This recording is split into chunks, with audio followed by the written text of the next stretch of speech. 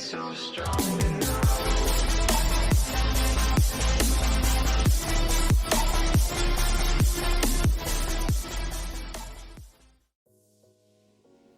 Last year I made a baby quilt top, and that means, I just did the top and didn't finish the whole thing. It's just the top. But as you can see, mine is a little bit different than how a normal quilt would be done. I sewed mine backwards because I wanted this fringy, raggedy look. And what this is, it's like the proverbial wedding gown that you wear it one day, and then you take some pictures with it, and then you store it, and then you save it for somebody down the road, and it becomes like an heirloom. This is what this is. This is a keepsake. It's an heirloom baby quilt. So I haven't done sewing for quite a while, and I'll be the first one to tell you that I am not some world-renowned seamstress, but I do my best. But this quilt is for someone that is very, very special to me and my family. She is our son's caretaker. She's like his second mom, our son that has autism, and she's expecting a baby. And I did give her a choice of which one she wanted, and she chose this one, which it's beautiful. I love it, and I love the way it turned out. This is the backing, the color that I chose, and I think it's going to play very well off the teal that's in the I don't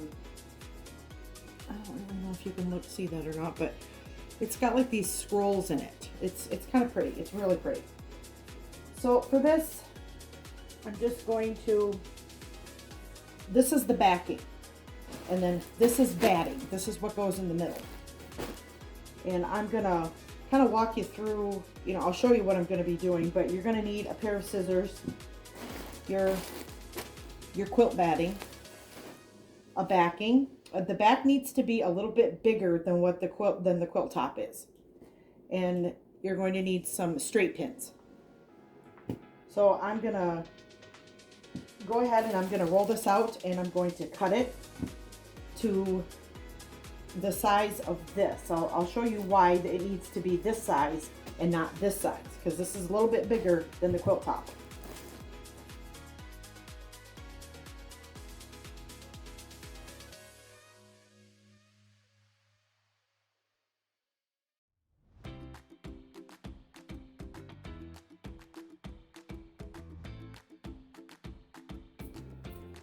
Our son lives alone. Like I said, he is autistic.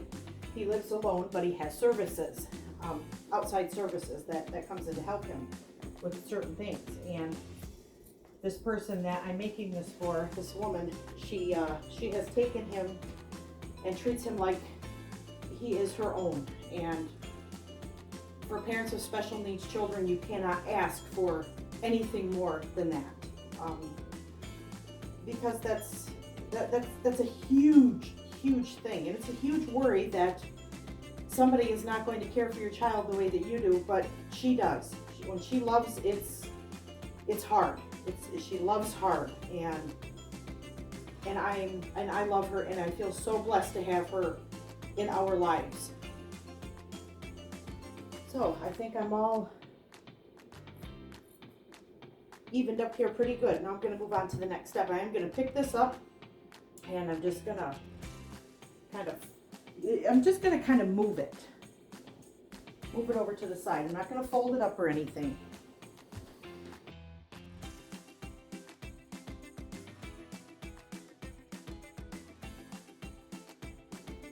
And then we take this, and here's the sandwich part. Just going to gently put this on here like this. And we're going to leave some, because you need it bigger, because what you're going to do is you're going to roll it onto, let's see, I don't know if you can see me doing that or not, but when it comes time to sew, and I'm going to be pinning it together, is that you fold it once, and then I'm going to fold it again. That way when I run my machine across it, it's going to sew this whole thing down together. So I'm nearing the end here. And I wanted to get a little bit of a close-up of here of how I'm doing this. So you have your fabric here, and it's flat like this, but then what you do is I take it and I roll it once, and then I will roll it again.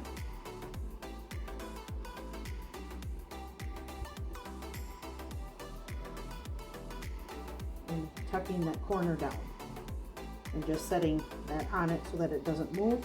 And then I'm going to take one of my straight pins. I might even take a couple and poke it through like that.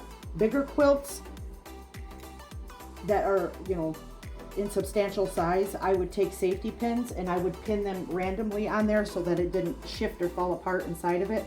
This is quite small, so I don't feel the need that I have to do that. I can maneuver it around without the batting falling apart. So I'm going to go ahead and put another one in here. And then I'm going to deal with this corner. And you know, it wants to fold in on itself, which is great. That's what you want it to do.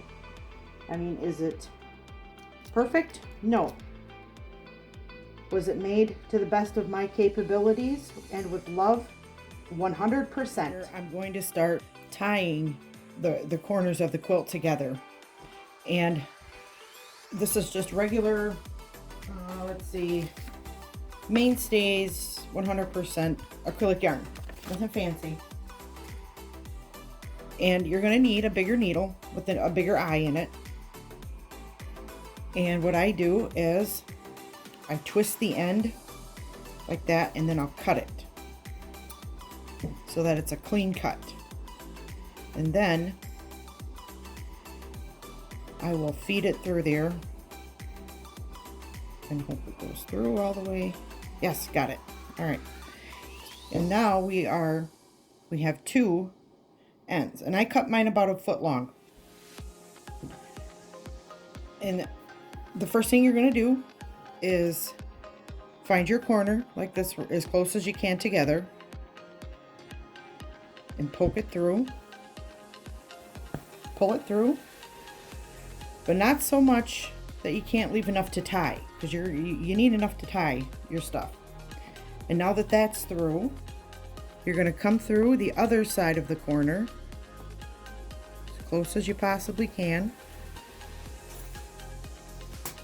pull it through, and now you've got a couple of long pieces of yarn to tie. Now I'm not going to tie this one yet, because I'm going to go through and I'm going to put this one in now. You can either tie at every corner or every other one, or whatever you choose. Doesn't really matter.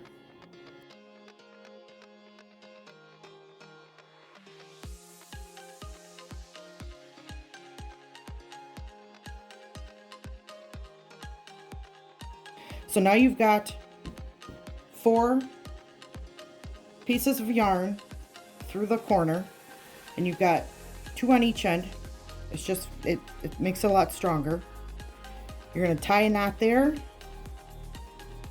You're going to tie a knot there and pull it tight, not so tight that you break your yarn.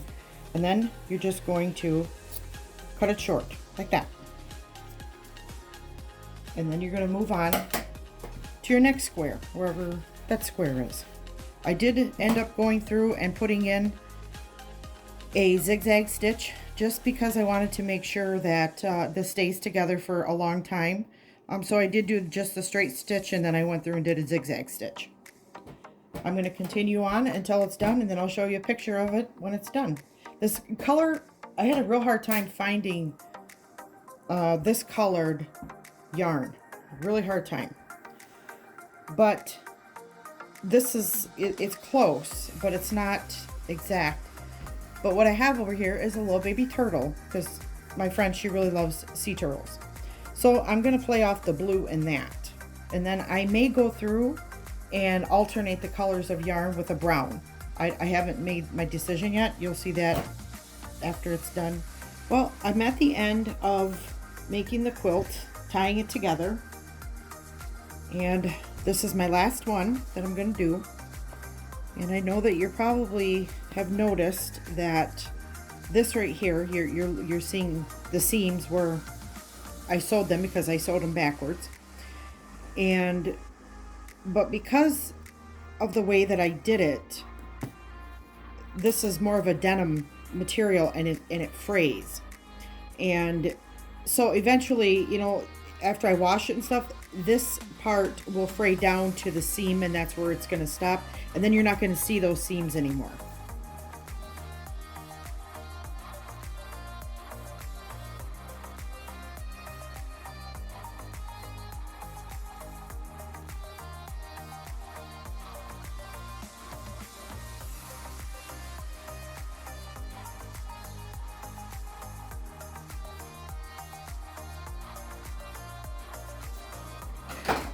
And we are done. And you'll notice that I did decide to go with the blue and alternate it with the brown.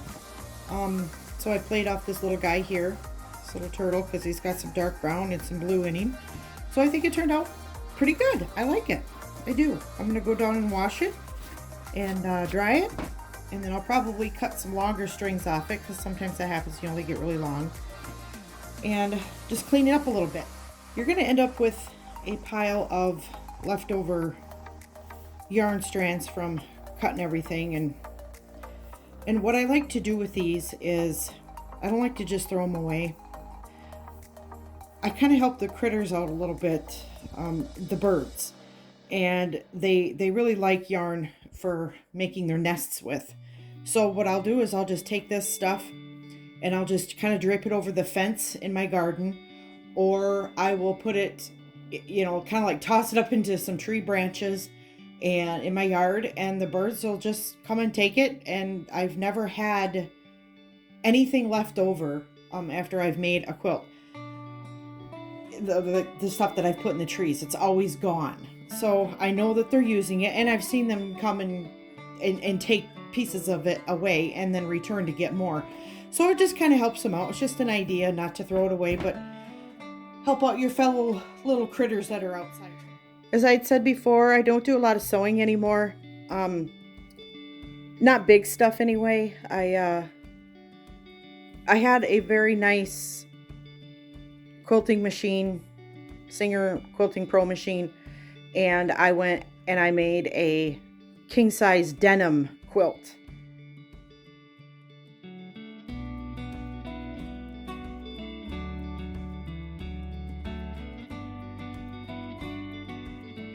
And I learned the hard way. Yeah, it wasn't meant for that. That was the last big quilt that I made, because it ruined my machine, and I learned that the hard way. So don't make a denim quilt unless you have the right machine to do it on.